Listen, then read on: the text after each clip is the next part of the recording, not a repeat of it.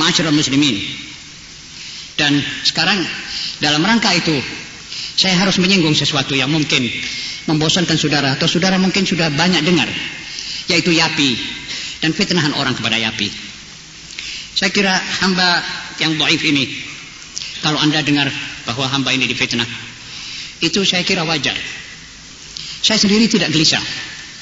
Saya sudah ufawwidu amri ilallah. Itu wajar. Tidak wajar kalau tidak terjadi begini, menurut saya. Sebab semua makhluk yang menjalani kebaikan, menurut sejarah, semua orang yang bertujuan baik akan mengalami seperti ini. Jangan jauh-jauh Rasulullah Shallallahu Alaihi Wasallam difitnah, dikatakan Rasulullah syair, Rasulullah sahir, Rasulullah kena penyakit sihir, Rasulullah gila, Rasulullah ini, Rasulullah itu, difitnah. Dan Rasulullah SAW tidak menjawab hal ini. Dia tetap mengatakan qulu la ilaha illallah taslam. Sebab ini termasuk soal pribadi, dan ini harus dilupakan oleh beliau. Beliau akhlaknya luas, besar, tidak mengindahkan begitu itu. Mudah-mudahan kita bisa mengikuti akhlak beliau itu. Amin ya rabbal alamin.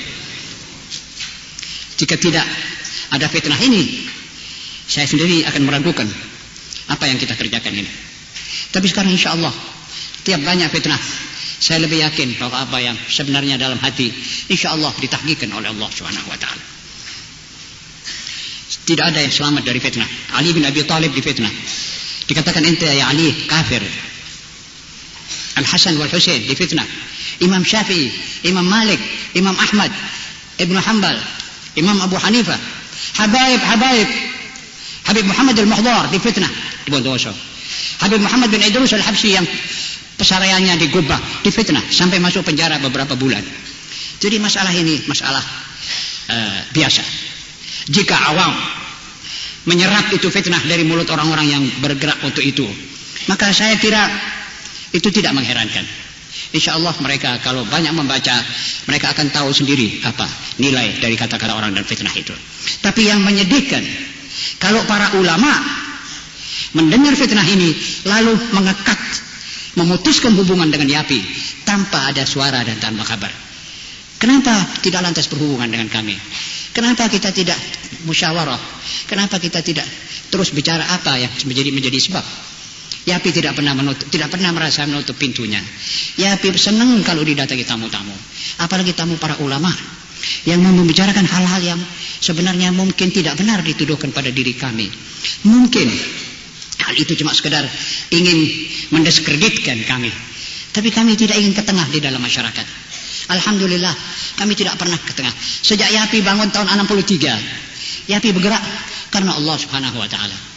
Yapi merasa menghubungi hampir seluruh organisasi Islam di dunia dan membela teman-temannya muslim di mana-mana. Waktu itu Yapi dipimpin oleh Dr. Suherman, oleh Hadi bin Ahmad bin Hadi, keduanya ini almarhum. Dipimpin oleh Ustaz Abdurrahman Syahab, Allah yarham, sudah meninggal. Dipimpin oleh Hasan bin Abdullah Segaf, masih hidup, dan oleh Al-Fagir sendiri, dan Mustafa Baisa dari Cirebon. Kami bekerja, nulis ke teman-teman kita kaum muslimin. Sampai waktu Muhammad Ali Clay waktu itu dipenjarakan karena dia enggan masuk dalam volunteer, dalam sukarela, barisan sukarela ke Korea atau ke lupa saya, itu dipenjarakan. Kami bela langsung ke Jaksa Agung Amerika. Dan Jaksa Agung kami minta menyampaikan tindasan ini kepada Muhammad Ali, dan disampaikan. Dan Muhammad Ali menjawab, terima kasih, saya tidak menyangka bahwa ada teman-teman saya yang jauh membela saya dalam penjara ini. Kami senang karena umat Islam, karena Muslim menyenangi hatinya Muslim. Itu tujuan kami. Tujuan kami ingin mendekatkan antara Muslim dengan Muslim. Kalau orang salah sangka, itu soal dia, bukan soal saya. Kalau saya umpamanya menulis buku Sunnah Syiah dalam dialog, ya karena saya membaca buku yang ditulis oleh Nadwi yang mengkafirkan Syiah tanpa dalil yang kuat. Beliau ambil dalil-dalil daripada Orientalis dan dalil-dalil yang tidak tepat. Kebetulan kami juga baca buku-buku Syiah, dan saya jawab, ini dalilnya Syiah. Wahai kaum muslimin, inilah bacalah. Ini suara Nadawi, ini dalilnya. Syiah, apakah cocok? Nadawi mengatakan bahwa tidak ada orang Syiah yang hafal Quran, tidak ada Syiah memerhatikan ulumul Quran dan sebagainya dan sebagainya. Sebenarnya tidak demikian. Syiah juga saya kira seperti kita memerhatikan. Islam memerhatikan Quran. Qurannya adalah seperti kita dan sebagainya. Itu kalau orang salah sangka terserah saja. Juga mengenai Abasa. Waktu tahun yang lalu saya tulis tentang Abasa bahwa bukan Nabi menurut hemat saya. Karena ada banyak kaul yang mengatakan hal itu. Ada yang mengatakan Nabi yang bermuka masam, ada yang mengatakan tidak. Saya pilih yang mengatakan tidak. Pertama, untuk mensucikan nama Muhammad SAW dari sifat-sifat yang tidak mungkin terbit dari Nabi. Pertama, Nabi itu uswatun hasanah. Dia itu qudwah.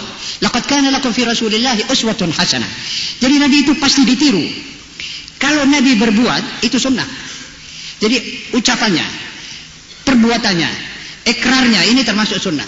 Muttafaqun alaih. Sunnah juga mengatakan, Syiah juga mengatakan sama. Jadi kalau Nabi bermuka masam, menjadi masam muka itu sunnah. Kita harus menirunya. Apa mau saudara meniru muka masam? Suatu yang illogiis. Ini manusia besar. Dan yang di muka yang dimasami ini adalah seorang buta, yang tidak melihat wajah beliau itu masam maka tersenyum. Perlu apa Nabi masam di muka umat ini? Manusia seperti ini untuk dilihat oleh benggol-benggolan kafir ini bahwa dia masam. Itu lebih mustahil. Faedahnya apa beliau masam? Ini muslim. Dia datang untuk bertanya, masa akan ia seorang muslim? Dan ada ayat mengatakan wala tusair khaddaka linnas. Jangan kau masamkan mukamu ya anak Luqman. Ini pesanan Luqman kepada putranya. Masa Nabi yang dituruni ayat ini tidak memperagakan ayat itu? Dia masam. Wakhfid janahaka lil mu'minin. Puluhan ayat yang mengatakan tidak mungkin Nabi masam.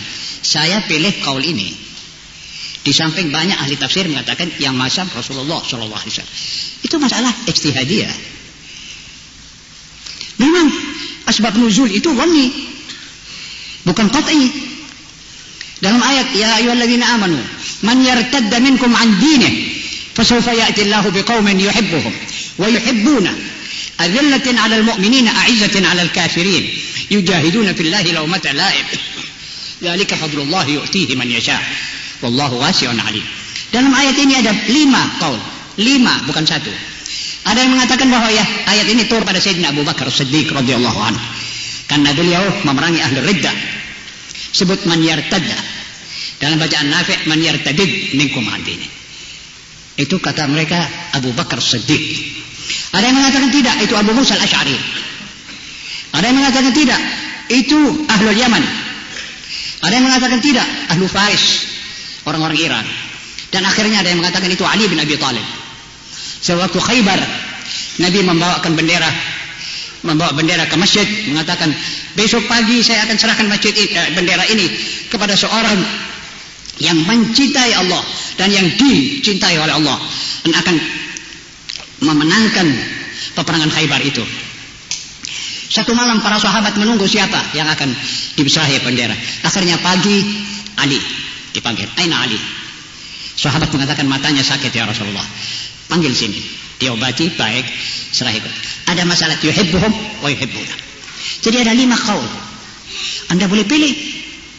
Kalau Anda kuat menelaah mana dalil yang lebih kuat, mana rawi-rawi yang paling baik, itu Anda bisa berbuat. Tapi kalau tidak, Anda boleh pilih. Mengambil 5-5 juga tidak menjadi soal. Itu masalah kita. Saudara-saudara, syarat kelima adalah kekuatan. Tidak ada perjuangan tanpa kekuatan. Kekuatan ini sudah diperintahkan oleh Allah Subhanahu wa taala untuk kita sediakan. Wa a'iddu lahum mastata'tum min quwwatin wa min ribatil khail. Kekuatan itu bisa kekuatan ilmu, kekuatan persatuan, kekuatan ekonomi, kekuatan fisik, kekuatan iman, kekuatan macam-macam. Ini perjuangan. Kurang dari ini, perjuangan bisa dikatakan kurang, bisa diharapkan akibatnya. Ma'asyiral muslimin, barangkali saya sudah banyak mengambil waktu dari teman-teman pembicara yang akan berikut ini.